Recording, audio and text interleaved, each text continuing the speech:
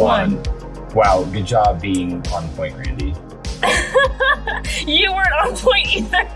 No, it's not going to sound like any of us were on point. No, I am on point just like I'm on fleek, okay? It just works. It just works. How's your day, Will? How was your day? Man, it was all right. I went to work at Discount Tire and I worked and it was okay. And then I went to the Spectrum store on my way home from work because I needed, my internet stuff to get this done. And also just because internet's slightly important for the world these days. Just a little bit. And so I get home and I start setting it up. And it's like, first off, they gave me the wrong sheet. So everything is in Spanish. Everything, all the instructions were in Spanish. And Wait. Did you check the other side of the instructions? I checked both sides. One was in Spanish and one was in a language that I do not know.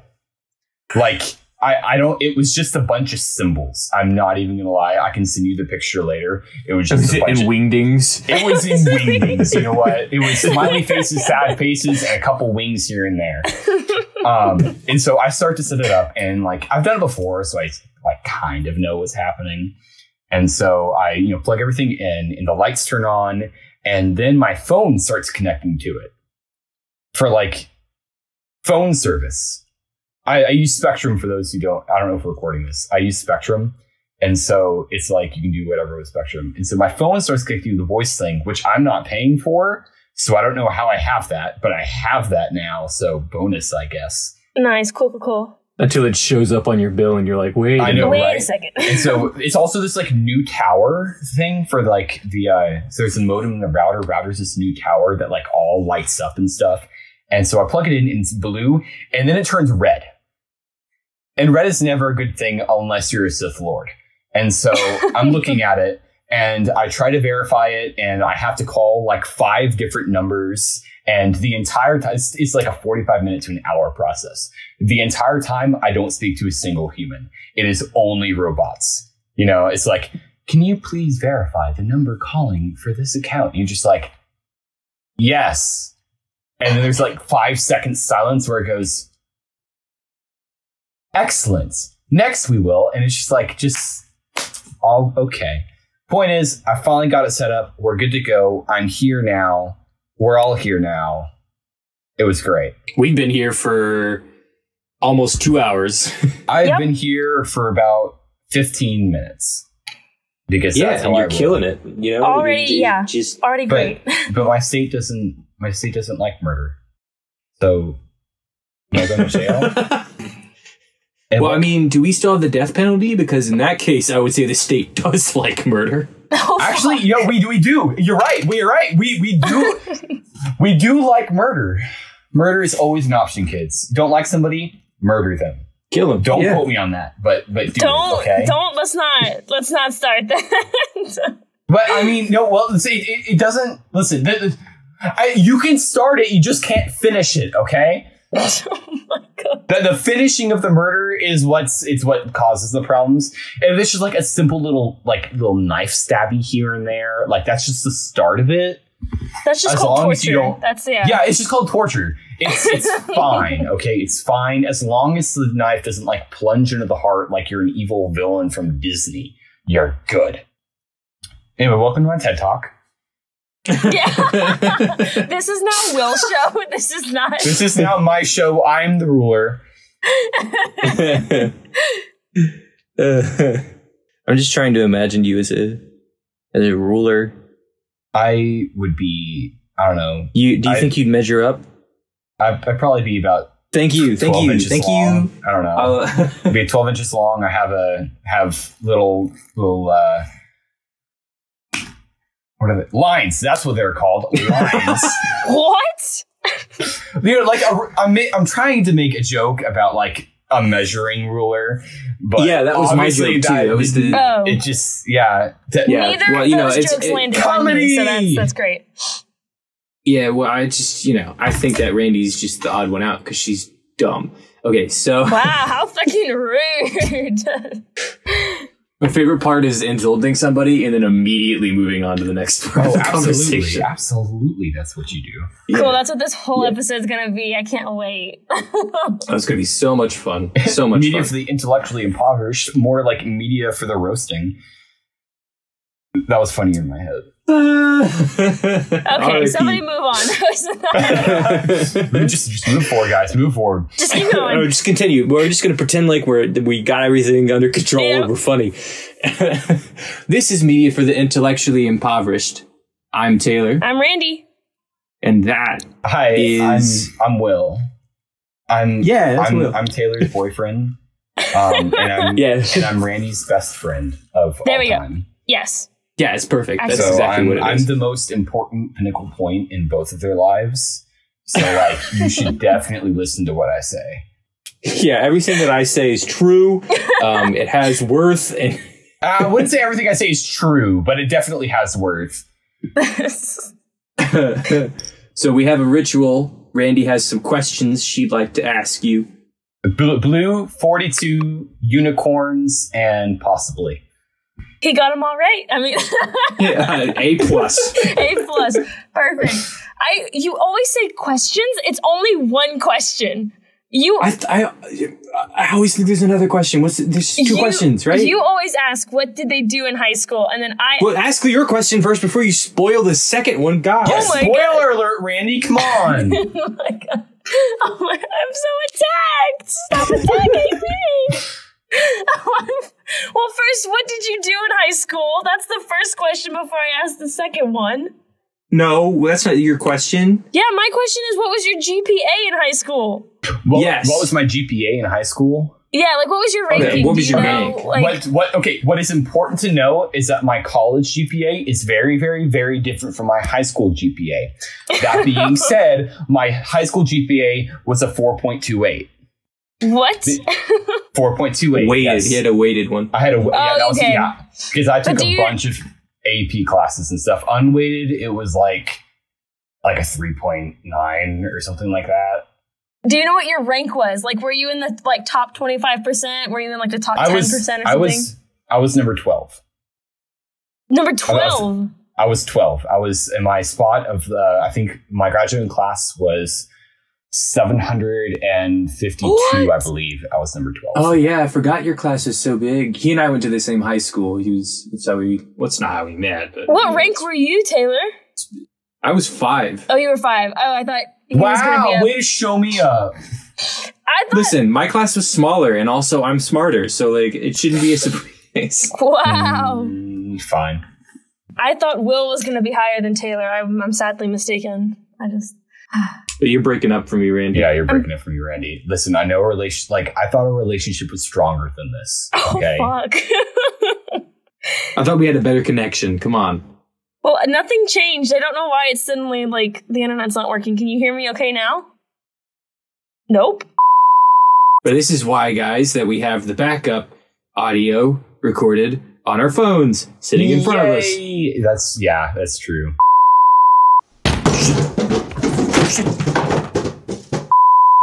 Oh, frick. Okay, I changed my internet. Does that help, or is that worse? I can hear it now. Yeah. Okay, we'll see. Yeah, you don't suck anymore. We'll see how long this internet connection works before I change it again. Sick. Nice. Great. What did you do in high school? Even though I already know the answer to this question because I was there. Like extra curricular activities? Yeah. I don't think we ever qualified exactly what it was supposed to be. Yeah, but what you liked to do in high school, were you in any cool clubs or sports or anything? He and I did the same things. We did not do some. So both of us were in one act play, which is it's exactly what it sounds like. It is a theater production that is one act long. Which means there's no breaks or anything throughout the thing. I was one of the media people. I choreographed all the lights for the performances. Every once in a while, our teacher would ask me about how characters moved or something. For example, we did a play that was based off of Roman and Greeks and Egyptians and stuff. And there was some fight scenes in there. I was a big Roman buff in high school. And so she would ask me like, what kind of weapons did they use, stuff like that. I did a little bit of that. I've been in Boy Scouts since I was like 8, 9. And so I've done that all of my life. That was a big part of high school as well. Not only did you do Boy Scout, you became the Boy Scout. You're right. I am now the big little Boy Scout known as the big little Boy Scout.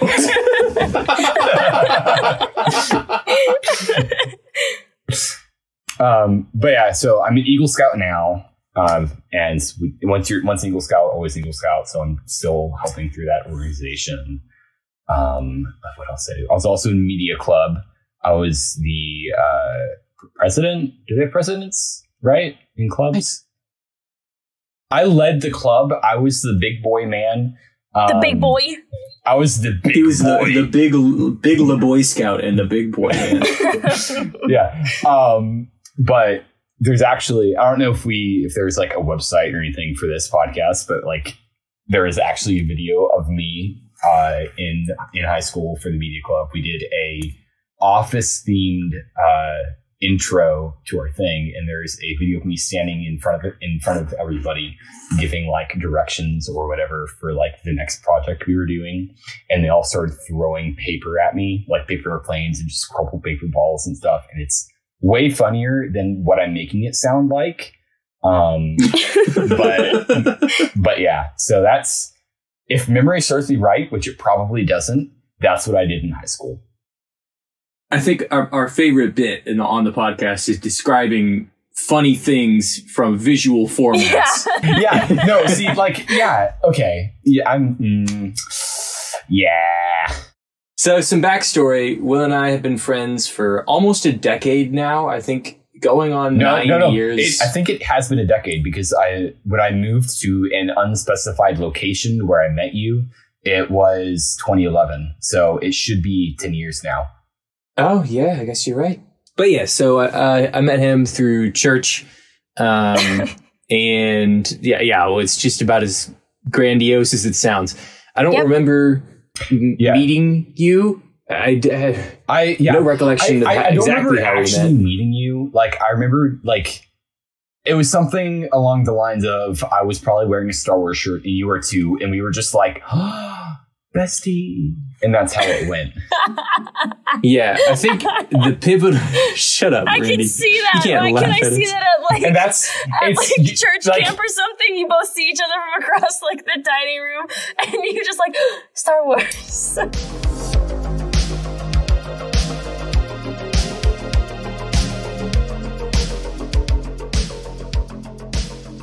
Yeah, so that's a bit of William.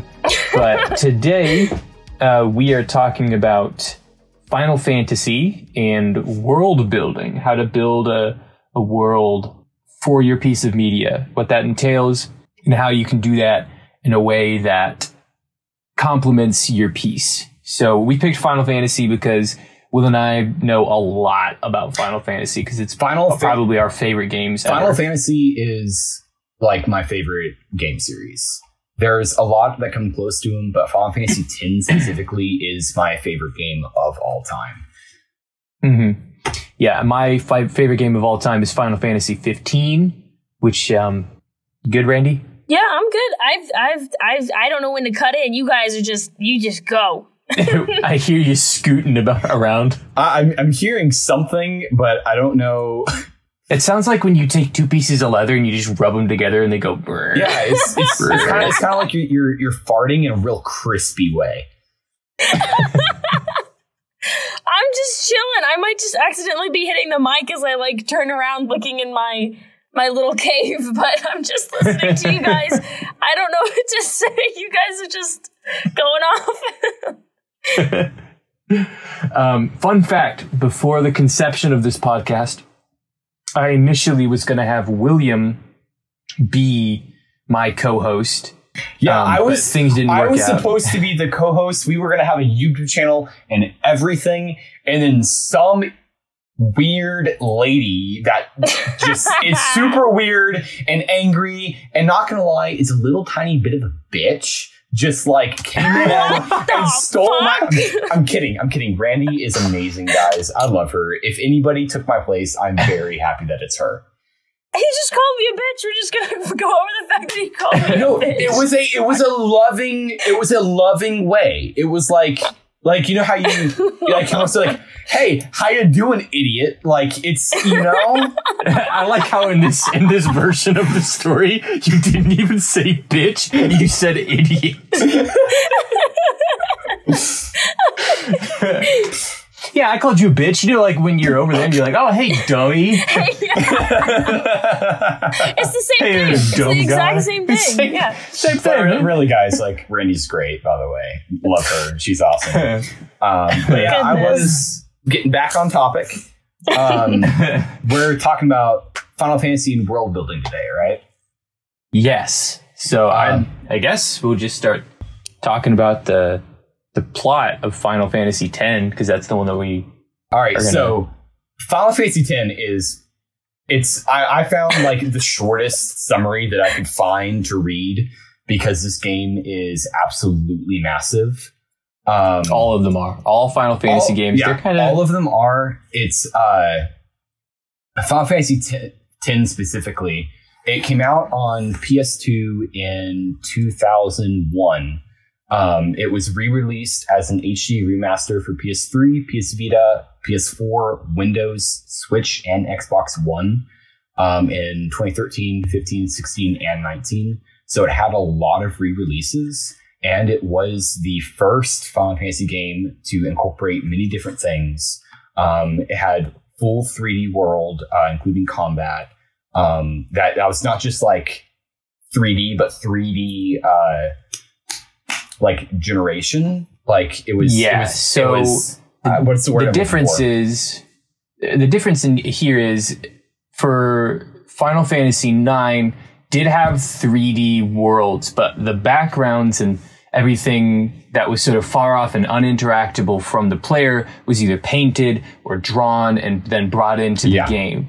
What switched is when the PlayStation 2 came out and the new systems were available, they were able to generate completely three-dimensional worlds where the entire world was created 3D, as well as extremely advanced 3D cutscenes, which you didn't see in any games prior. So this was a huge turn, as well as I believe they added dialogue, like spoken dialogue. It was also the first Final Fantasy to have spoken dialogue, and which I would like to add the voice acting, like PS2 era. So like these days is like okay, but in those days the voice acting was just absolutely phenomenal.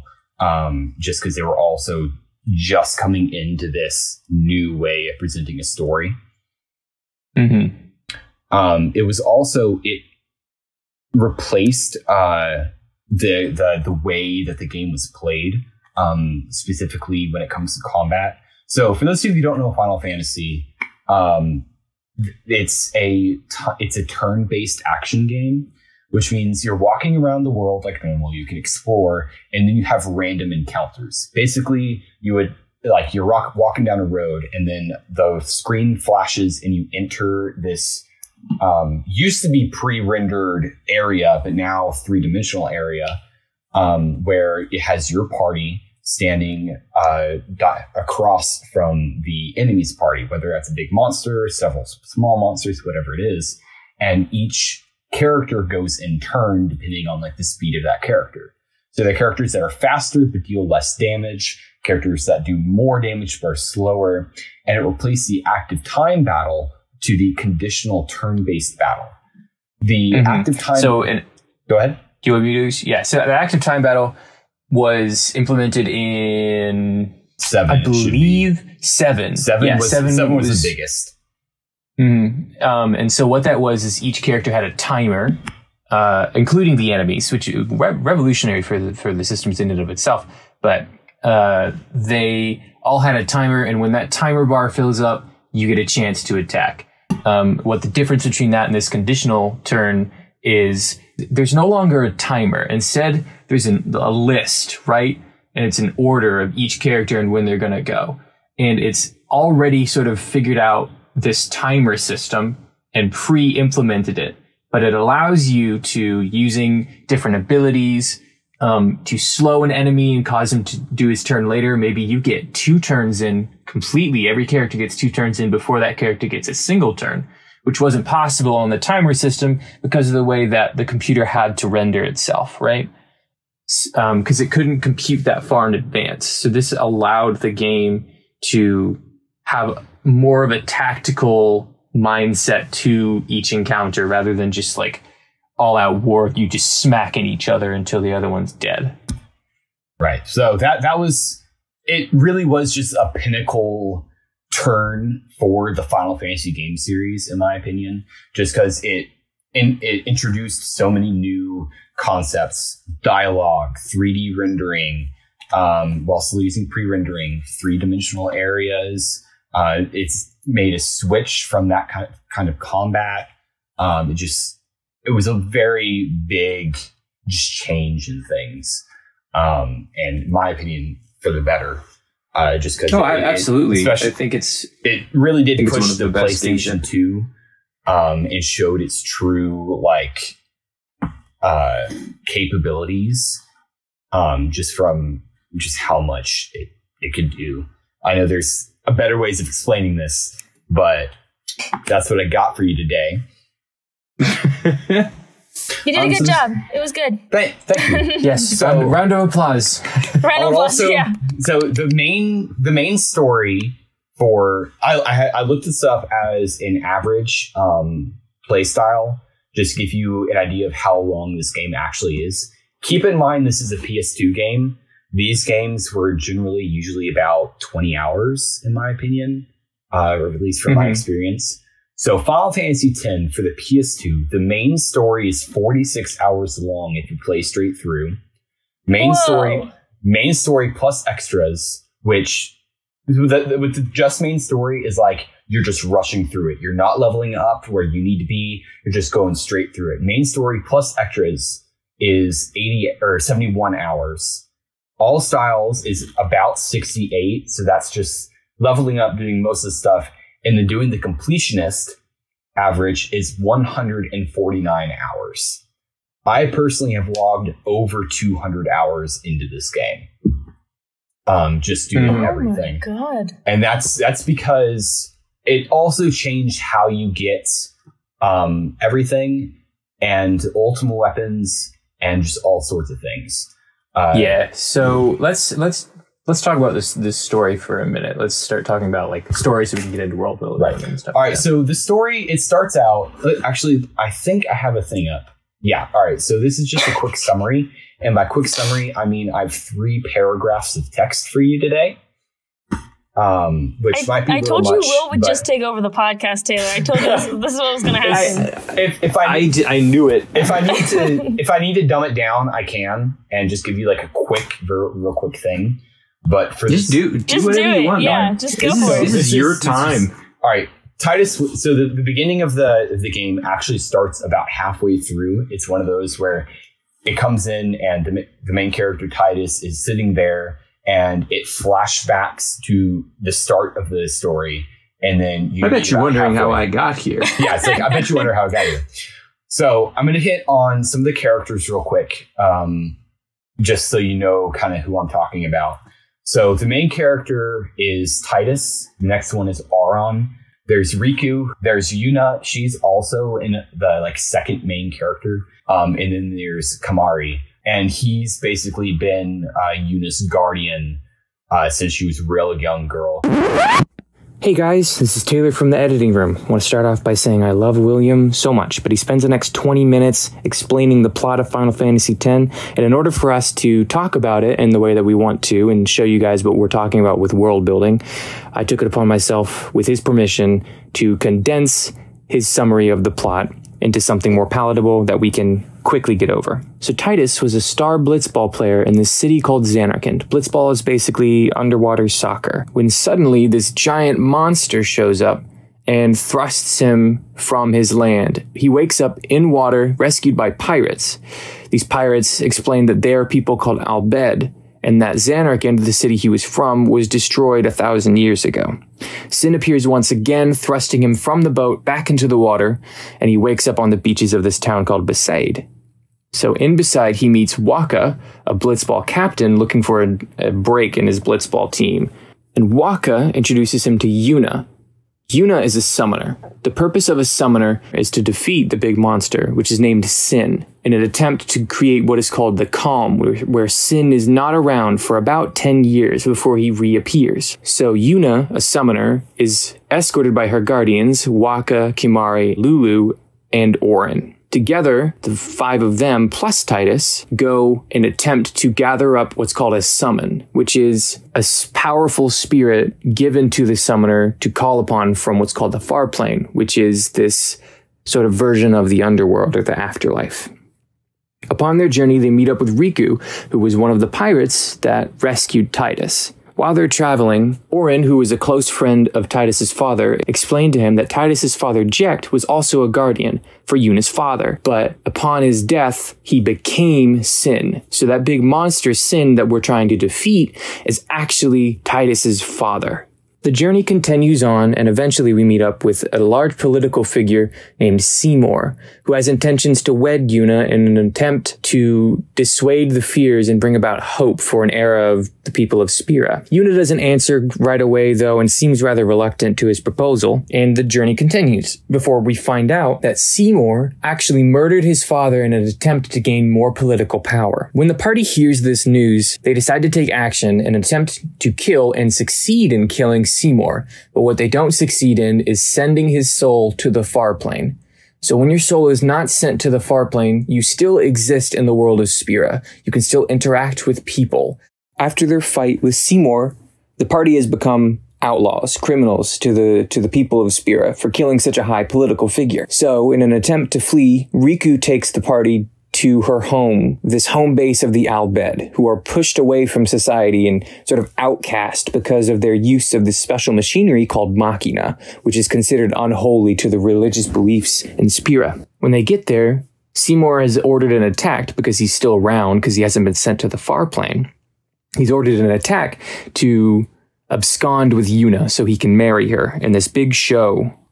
Once the party defeats the onslaught, they then go and rescue Yuna in this giant machina called an airship, and continue their journey to the ruins of Zanarkand, which is where they will fight Sin. Once they reach Zanarkand, Titus finds out that he and his father Jecht aren't of the world of Spira. You see, when all of those people died back in Zanarkand 1,000 years ago, their collective spirits weren't sent to the far plane. These spirits were at unrest, so they used their power to create sort of a dreamlike version of what Zanarkand used to be. And in that Zanarkand lived Titus and Jecht, in that dream version of Zanarkand. Well, when Spira became in trouble again, the people of Zanarkand decided it was time to pull someone from this dream Zanarkand back to the real world of Spira in an attempt to help defeat Sin. So they summoned Jecht and eventually Titus from this world. So he doesn't actually exist in the real world, and he has to deal with that. The people of Zanarkand wish to stop dreaming, but they're unable to do so because Sin exists. Eventually, we find out that upon summoning the final Aeon, the one Aeon that will destroy Sin, Yuna has to die. And at this point, Yuna and Titus are in somewhat of a romantic relationship. So Titus fights back. He says, no, there has to be another way we can destroy Sin. And he's right, there is. See, they surmise that if they went inside of Sin and found the core of Sin, Yevon, who is some other deity in the Spira religion, and if they killed the core of Sin itself, that they could stop Sin from resurrecting and allow the faith to quit dreaming and sent to the far plane. So that's what they do. They go and they destroy it, and then the eternal calm begins. But upon destroying the core of Sin, the faith, who are the people of Zanarkand, stop dreaming. And so Titus ceases to exist. And then begins the eternal calm, the final calm. Sin will never return. And Yuna then vows to aid in the restoration of Spira after the wake of this great event. So thank you for joining me on this hopefully less lengthy and more clear summary of Final Fantasy X. Now back to your regularly scheduled blabbering. That's a lot of information. And that is so much information. If you want to cut that down or anything, go for it. Because I'm going to kind of like reiterate just a little bit. So it's a massive, massive story. I highly recommend the game to everybody. My mother hates video games with a burning passion, like burning passion. When my dad played this game, she sat down, watched it, and cried at the end. Wow. So, yeah, this game, it tugs on your heartstrings. But we're talking about great world building today. Yeah, or at least sort of the world of Final Fantasy, how to create a world. Okay, so here's like this. Before we get into it, hang on. Before we get into it, because that was a lot of information. Yes. As someone who's coming into it from outside, I'll try and be like our audience, and like I need some clarification. Okay. Yes. I will clarify. Ask your questions, and I will give you this information. I feel like everything I'm gonna say is gonna be wrong. So you're like, okay, what you just went over, is that like the whole story of like all of the video games, or is this just the 10th video game? This is just 10. This is just 10. Oh my god. Here's another thing. So this is why I wanted to talk about Final Fantasy when it comes to world building, is when you think of a lot of games in a series, it's usually like the same characters going through a massive story. Well, with Final Fantasy, each game, or at least most of the games, 1, 2, 3, 4, 5, 6, 7, and so on, each has a different number. It's different characters and a different story, with the exception of like 10 and 10-2. And one of the reasons why I love the world building that Final Fantasy does is going into each game, as long as you've played one before, you already have kind of an idea of the characters that you'll be seeing. For example, the Aeons I was talking about, which are the summons, most of them in each game are the same. Ifrit is across all the games. Bahamut is across, or at least most of the games. Bahamut's in most of the games. Shiva is in most of the games. But they all have different depictions in that game. But they all have like, not the same powers, but the same thing. So Ifrit is always fire. Shiva is always ice. Bahamut is always this large dragon. But they all have a different, almost personality in each game, along with just recurring characters. For example, the character Riku, her father, his name is Sid. Sid is in every single Final Fantasy game. Mm-hmm. He's different in each one, but he's in every single one. He's one of those characters. So it's not necessarily the same character. It's a character with the same name that is similar. So Sid is typically the mechanic. And it's typically the guy that fixes. They use a lot of airships in these games. So there's airships, or in 15, Sid is the mechanic of the car that you drive. It's the guy that built the car, and it's just stuff like that. There are characters that, or names of characters that you see repeated, and then those characters will follow the archetype of their name, if that makes sense. You know, you have typical archetypes, right? But then Sid is an archetype in Final Fantasy. So there's that. And then also with each Final Fantasy, the world is almost completely different. It's almost completely different. Like 7 and 10 are two of the, I would say the two biggest Final Fantasy games. Because they both had remasters and remakes, and the remaster or remake of 7 was absolutely massive when it came out recently. And those two games, the worlds are almost completely different. For example, so in Final Fantasy VII, you're just on, I guess, an Earth that I don't think they give it a name. Gaia. Maybe Gaia. Yeah. So you're on Gaia, and that story is about something completely different than what 10's story is about. And I would just say like the world itself. Like in 7, they embrace the Machina, which are the machines. They embrace steampunk. They embrace diesel punk. They embrace this technological advancement, where in 10, a massive part of the story is about Yu Yevon's teachings. And in Yu Yevon's teachings, he teaches that sin is there because people use Machina, and therefore Machina has been banished from the land. And so that's already two almost polar opposites worlds, and that's just two of them. Yeah, but the idea of Machina is present in both of them. Machina is basically almost every game. Machina was Yeah. introduced in Final Fantasy, I believe it was 3 with Terra. When you get Machina like suits, which is just basically power armor from Fallout kind of thing. And ever since then, it has been in the game and influenced even the weapons. For example, in Final Fantasy 13, the main character, Lightning, has a sword that transforms into a rifle. And so it's just each Final Fantasy game has similar elements and repeating characters and summons, but they all have completely different stories. So is that what brings them? I know I have so many. So is that what connects like all of the Final Fantasy like video games? Is those reoccurring like themes and characters? Are those the only things that like tie them together?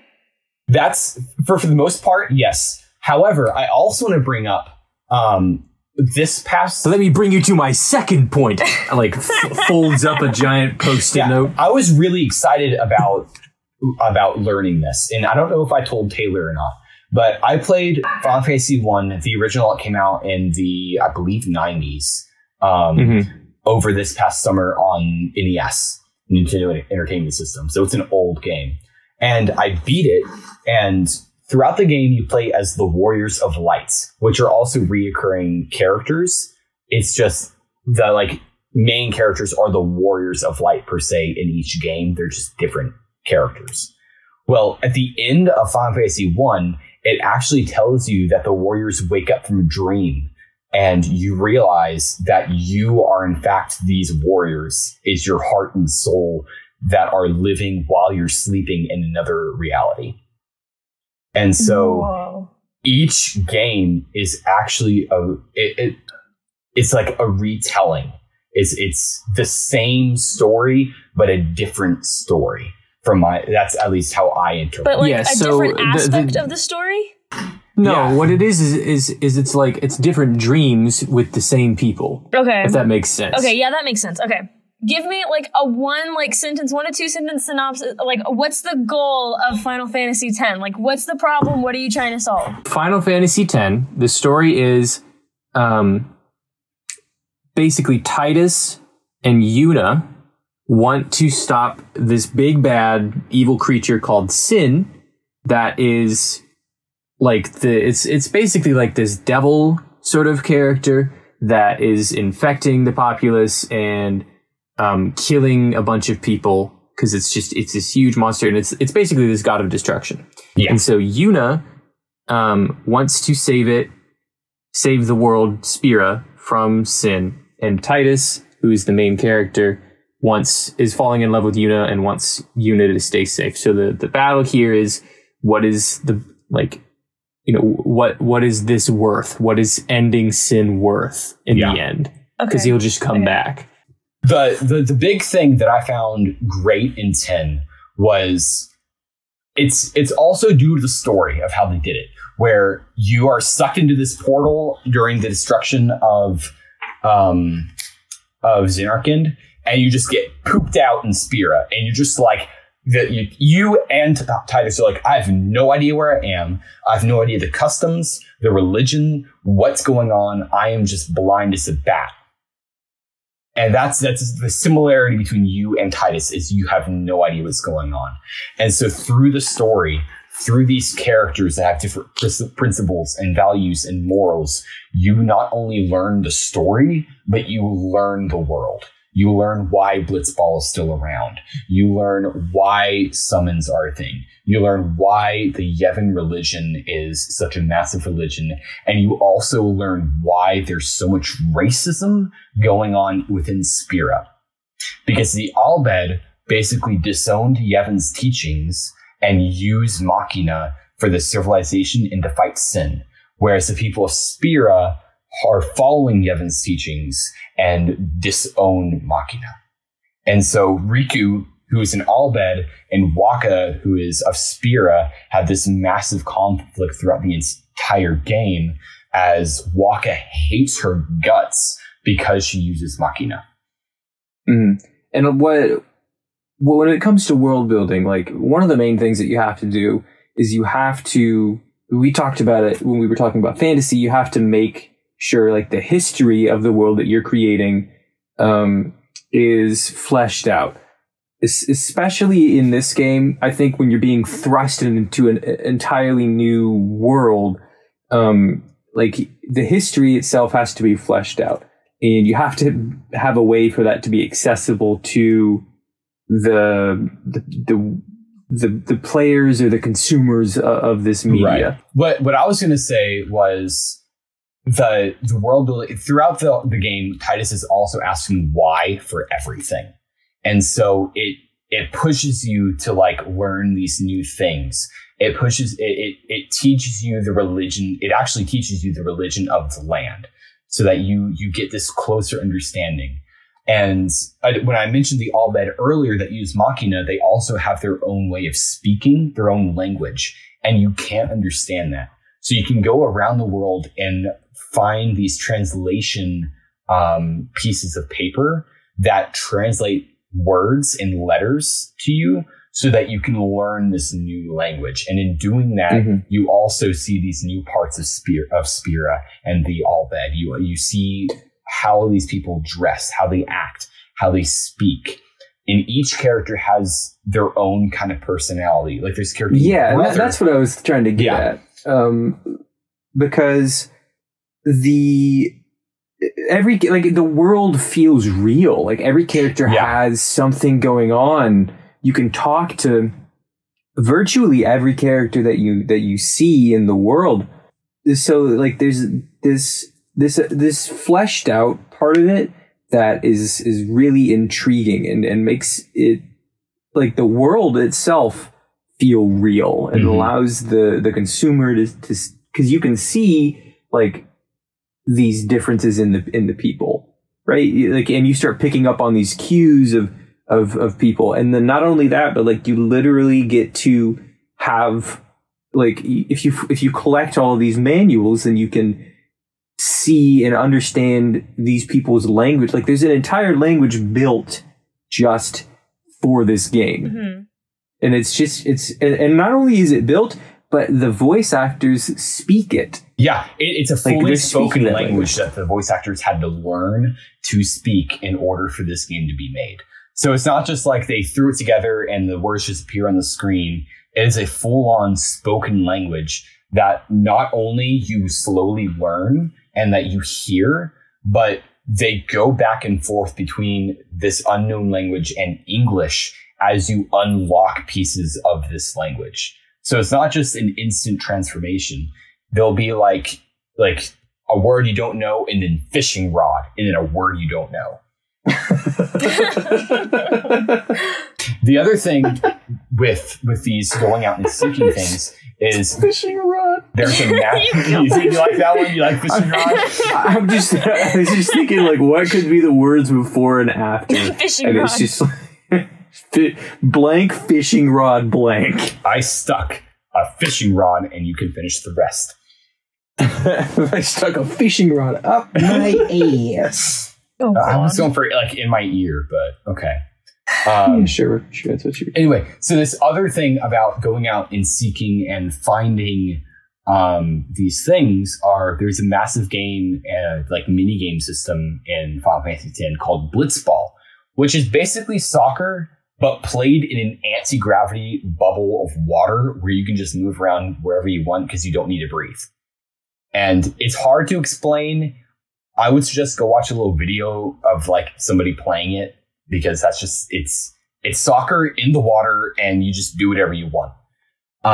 But you can go around and with the talking to almost everybody, you can just recruit people off the street who know how to play blitzball to join your team that you play as, and you can play as these people. And each person, it really is like, from my memory, which may be wrong because I played this game in constant like amazement, each character had a different personality, a different way of speaking, and a different outfit. So it was like it was a different feel. Like you had this diverse culture of gaming, of blitzball, and just the game itself throughout the game and throughout this fantasy world, where they built this new in-game culture, which you do not see very often. Usually it's like on a specific place, like, Ghost of Hiroshima, great game. It takes place in feudal Japan with Ghost of Tsushima. Tsushima. Yeah. Sorry. The Ghost of Hiroshima sounds like an aftermath of World War II I say it's game. a documentary. That's not good. It's a documentary about World War II. Sorry. But anyway, what I'm trying to, like, you get my point. It's like, it's usually in this one area. Whereas Final Fantasy X, you're traveling around the world, around this fictional world, and it has different cultures in each part of this world. There's a culture within this area that's constantly in a storm. There's a culture in the Ronzo tribe where Kimari is from, that have this tradition. There's a culture in Besaid about blitzball and honor. There's this culture in Spira in the main Bavel, which is the main city of tradition and religion, and Yevon. And then it's just each area, and it integrates. So it really does bring this game to life as you see the religion, the tradition, the honor, the value, the morals of each character, along with just the different ways that things are colored and built and architecturally designed in these different areas, because all of them are different. Yeah, and that's another interesting thing to touch on, is that the architecture is different in every area. They had to build they built these areas, and then they built what kind of culture would be there, and then, what do their houses look like? So you have one area that's like all up in the trees, and so they have these houses built inside of trees, and all of these like spiraling vines that allow you to get to different places. And they have a culture in the desert where it's all sunken into the desert, like, and they built this, it's like built over this giant trench. They have one by the water, and it's just like, it's very much like the houses are like tents built out of like furs and pelts and felts. And just stuff like that. It's just it's very well thought out and extremely fleshed out. And that's the kind of stuff that you need to be thinking about as a creator, like, especially when it comes to the visual aspect of world building, like understanding why things need to be built a certain way for certain areas, and doing that research and thinking and brainstorming. And it's not like you can't put someone in an igloo that lives in a desert, right. Like that igloo shape wouldn't hold in the desert. The game, and that serves no purpose. The game also forces you to go, or not forces per se, but it encourages you to go and explore these areas. And in each game, there's like these things called Omega weapons, which are basically the like most powerful things you can find for each character. And in 10, there's 2 pieces of each weapon. And basically it's in a different part of Spira where you have to go and do a specific thing. So there's one where there's this like electric butterfly force. There's one where you have to dodge a certain amount of lightning blasts. There's one where you have to capture a certain amount of creatures in the desert. And so it encourages you to spend time in each area, in each region of this fantasy world. It's not just like, hey, here's this nice little part where you're just going to run through real quick. It's, hey, here's this part where we want you to spend time and witness and see and learn about this culture and area that you're in. Like, they put time and effort into each specific region.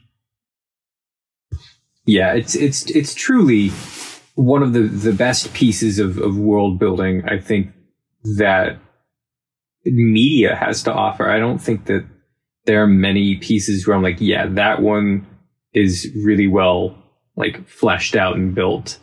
I feel like those are few and far between. I feel like a lot of stories try to just self-contain, and that can be a hindrance to your story, because the world doesn't feel real. The world doesn't feel good or fleshed out. Like, you're not seeing what's around the characters. You're just seeing the internalization of the characters. And not to say that there are stories that can work, that can't work that way. I think that there's definitely space for the internalization of a character.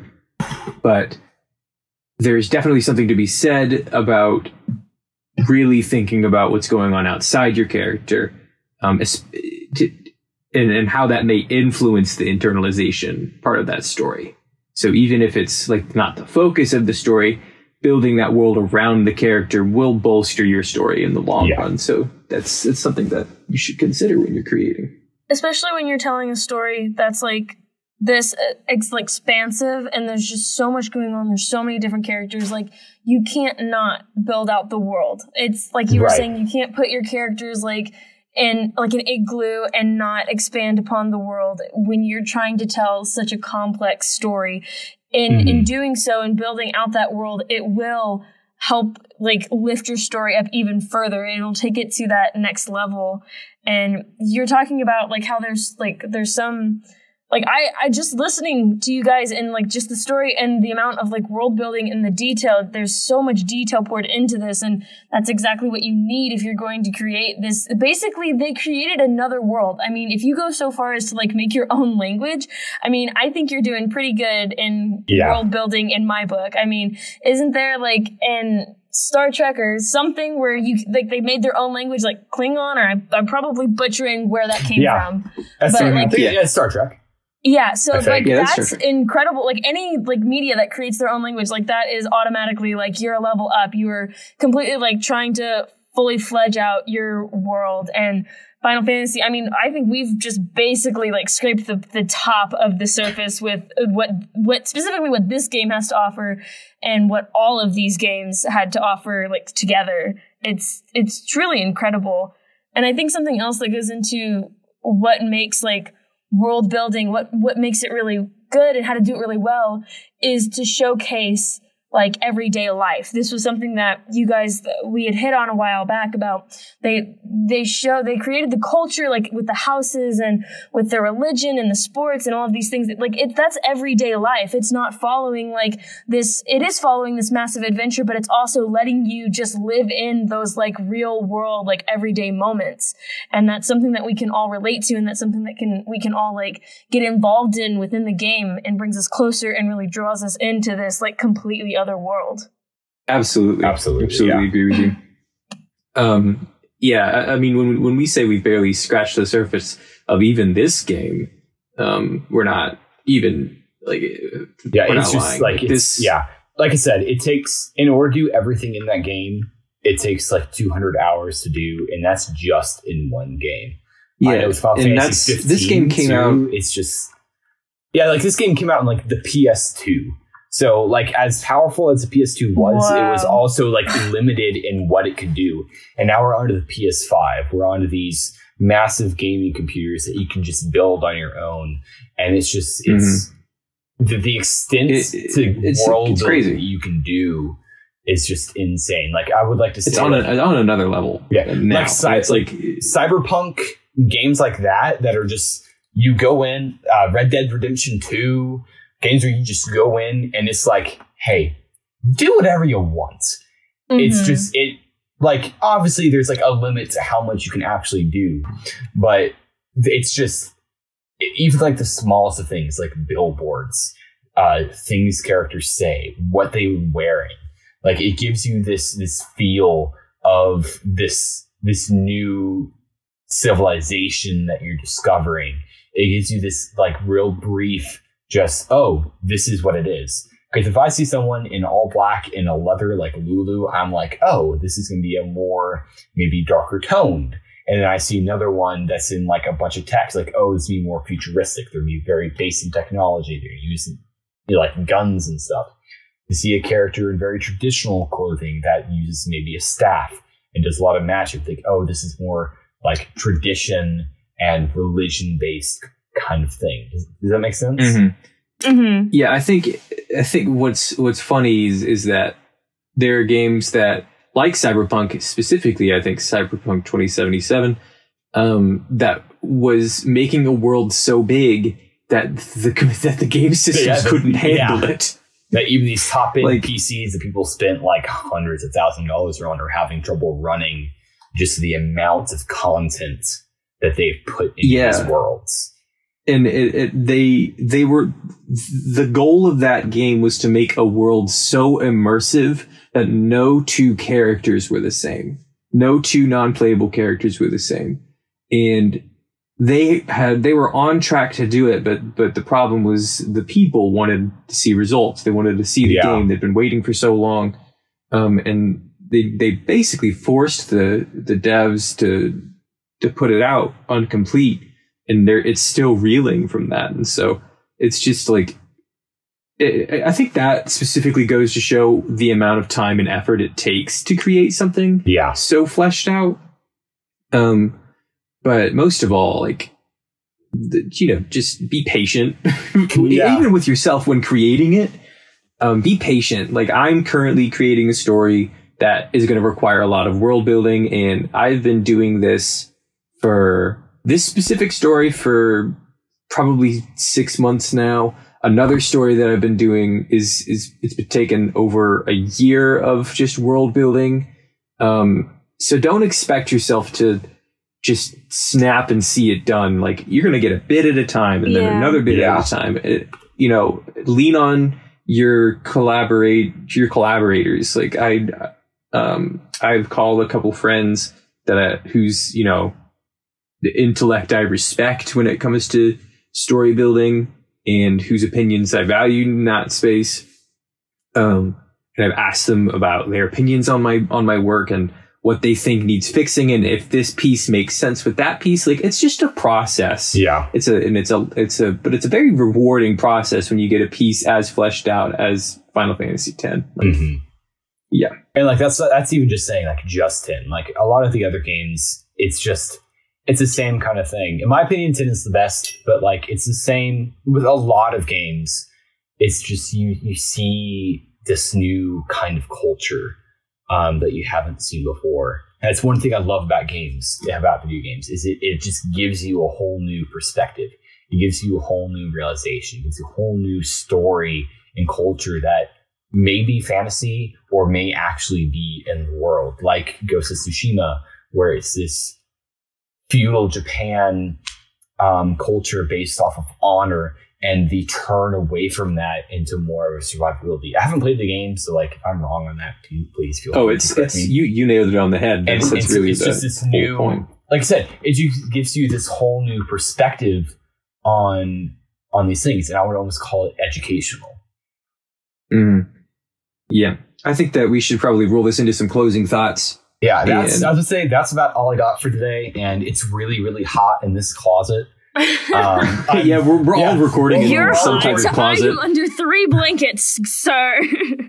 I'm in a unventilated closet. I'm in an unventilated closet. I'm surrounded by cardboard boxes and with a light that has like the string on it, so it's one of those like hot lights, And so nice and warm. When we had to do this, if we have technical difficulties, we had to do this episode over Discord just due to scheduling issues. Mr. Part of the podcast now, telling the viewers what's going on. He just stole my spot. He just came in here and just fucking took it over. I will be eternal. I cannot be killed. I cannot be killed. I am forever reborn. I am that sin. Yeah. I am the podcast. No, but thanks. No, but thanks so much for coming on the podcast. Dude, I really wanted to get you on. You can ask anybody that I've talked to about this how excited I am. I have to tell you how excited I am. My girlfriend has been sitting in the other room outside of a closed closet away from me for over an hour now, waiting for me to do this because I would Wow, he'd rather do this than hang out with his girlfriend. His girlfriend listens to the podcast more than he does, so I'm sure she'll hear this now.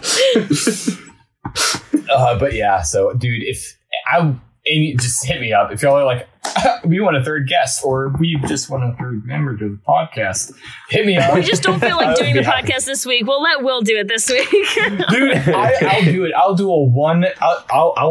Man, I'll figure it out. You might lose all of your viewers when I do it, but I'll do it, man.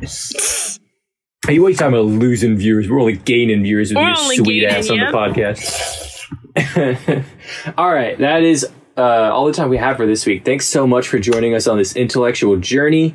Will, you're not super into like creation of media, but do you have any place that you want to like plug, or any things that you want to plug before we cut out completely? I'll take that as a no. That's a no. So, okay. Yeah. It's all good. I mean, he is an avid video gamer, but he is like a computer science guy. Mm-hmm. He's a math engineer. I'm a math engineer. Yes, he's right. I'm a math and science guy, but I watch everything I can. I play everything I can. Massive, like, gaming is just an important part of my life. And in my opinion, it's just gaming, like, it can be addictive. It can become a problem. And this is a conversation for another time, but like, I connected really well with Tayler, Trey, whatever you want to call him. And it's one thing that we bought. Whatever his name is. Just that other guy, just not as cool as me and Randy, just him. Yeah. He's just kind of been sitting there. Like he's in his closet. But yeah, in his closet. Thanks so much for joining us. We'll catch you guys in the next one. Bye. Bye. I love you guys. Love you too. Now I'm talking to the viewers. Oh, them. Wow. Yeah, that's totally. Yeah, that's what we thought. Yeah. Yeah, no, that's what we do that. Yeah.